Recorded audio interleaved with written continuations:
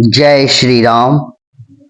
सुंदरकांड के इस वर्णन में आज मैं आपको सुनाता हूं कि जब हनुमान जी विभीषण से मिले, उनकी भेंट हुई, तो फिर उन्होंने हनुमान जी ने विभीषण जी को माता सीता के बारे में पूछा और विभीषण जी ने उन्हें सीता जी के बारे में सब चीज बताया। वो कहाँ रहती हैं, कैसे रहती हैं, यह जान करके विभीषण जी से श्री हनुमान ने विदाई ली और फिर पहुंच गए उस जंगल में जिसे अशोक वाटिका कहते हैं।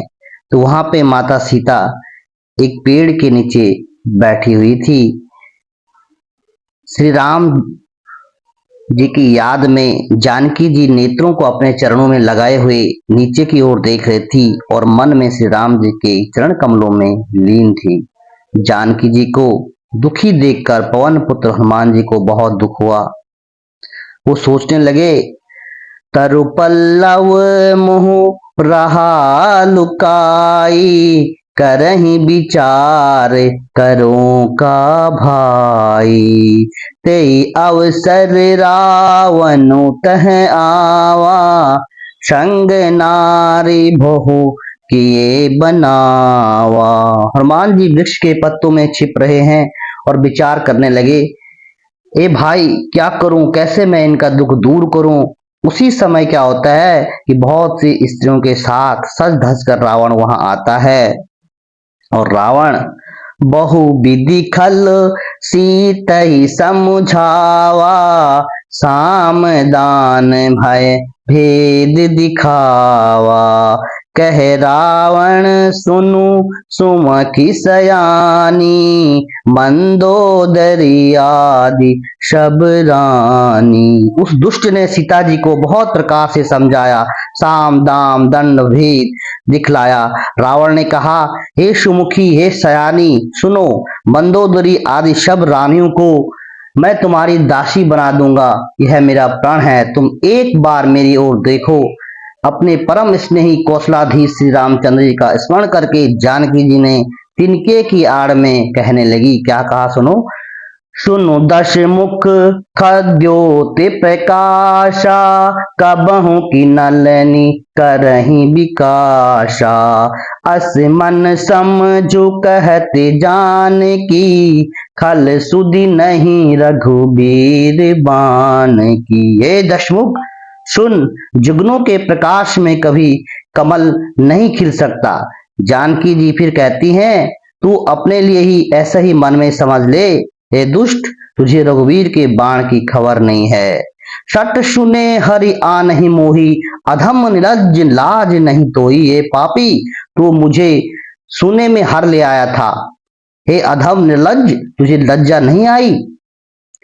अपने जुगनों के समान और रामचंद्र जी के सूर्य के समान सुनकर जब सीता जी के कठोर वचनों को रावण ने सुना, तो रावण तलवार निकालकर बड़े गुस्से में आकर बोला, सीता ते मम कृत अपमाना, कटिहउ तव शिर कठिन कृपाना, नाही तसपदि मानो मम बानी, सुमकी होति न जीवन हानि। सीता, तूने मेरा अपमान किया है, मैं तेरा सिर इस कठोर कृपाण से काट दूंगा, नहीं तो जल्दी से तू मेरी बात मान ले, नहीं तो जीवन से तुम्हें हाथ धोना पड़ेगा।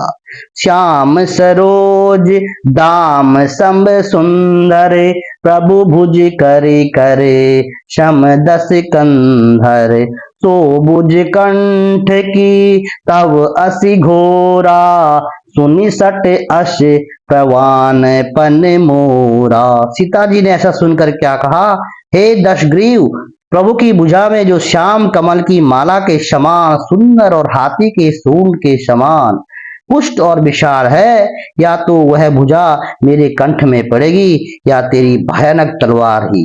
हे सठ, सुन, यही मेरा सच्चा प्रण है। सीता जी कहती हैं, हे चंद्रहास, जो रावण जी की तलवार थी, श्री रघुनाथ जी के विरह की अग्नि से उत्पन्न मेरी बड़ी भारी जलन को तू हर ले।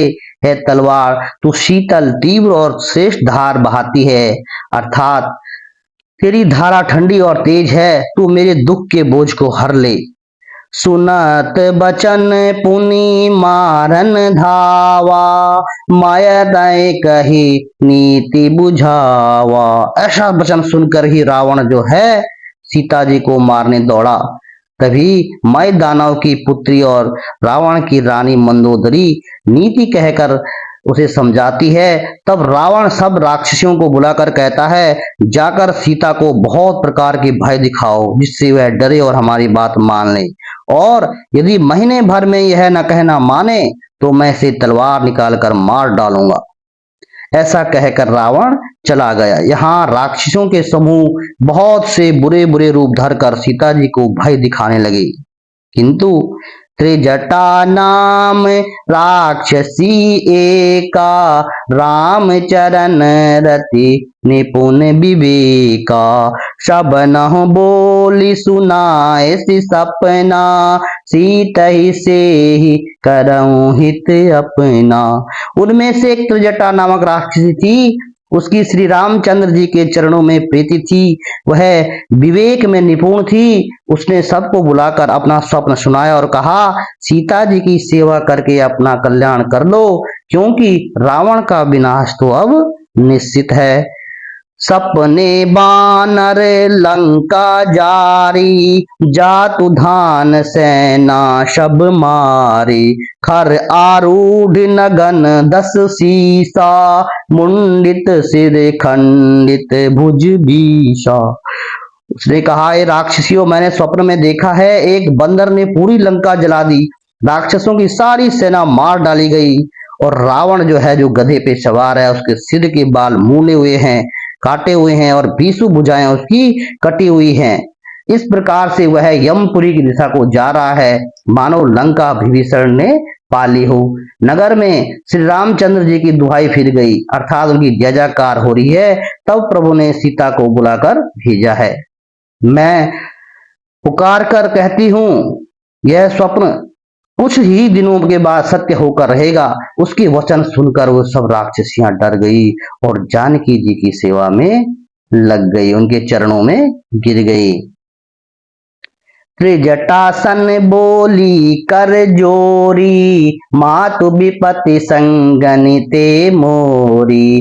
तजो देह करु बेगी उपाई, दुसह बिरहो अब नहीं सही जाई।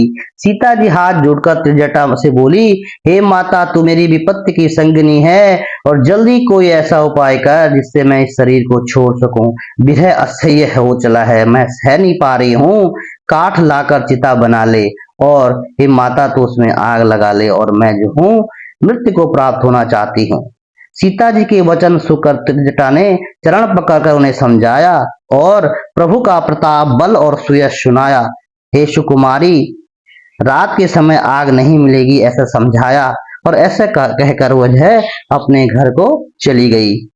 जय श्री राम।